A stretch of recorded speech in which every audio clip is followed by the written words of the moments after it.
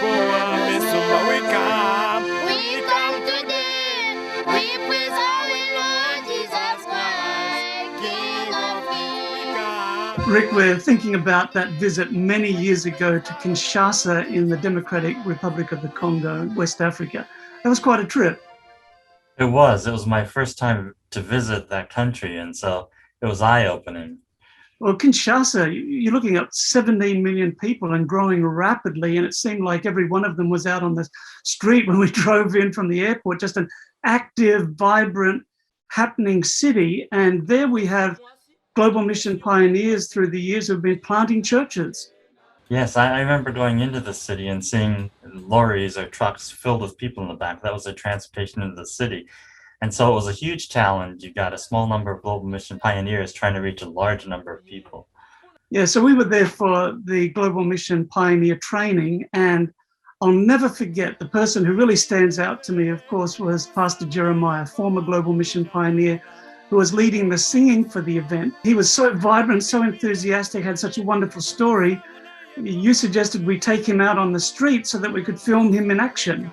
Yeah, so we went out right in front of the church and set up right there, and he started playing music, and immediately he had a crowd. We come today. We praise our Lord Jesus Christ, King of Kings. And of course, his personality is so infectious. He's just so vibrant and just has this life about him that people are just drawn to it, I think, even without the music. And he had his two little kids with him, Benji and Josie. And Josie had been really sick. She'd had malaria. She also had ulcers up on her leg. And so she doesn't look overly happy in the video, but she sang. And they had walked 2 hours to come to the event. And that evening, Saturday evening, they were heading back another 2 hours, walking back home. Yeah, no, I'd forgotten that they'd walked 2 hours, but I think that's often the case in many of those areas of the world. What I do remember, though, is all the children that gathered around when he started singing and playing. We had a crowd.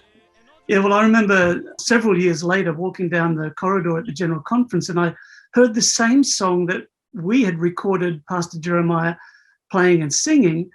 And I poked my head into Ricky Oliveras' office. He's our video producer, and he was editing. And sure enough, there was Pastor Jeremiah. Ricky knew him as Pastor Lobo. I don't know, maybe it's Pastor Jeremiah Lobo, but there he was with his family. We knew him with 2 kids and a 1-month-old baby at home. But now the family had grown, church growth, and he was still ministering like he has through the years. And it was just wonderful to see it. We come today. We pray, we praise our Lord Jesus Christ, King of Kings. And what's great about that one is these little homemade trumpets. That's right. Beautiful.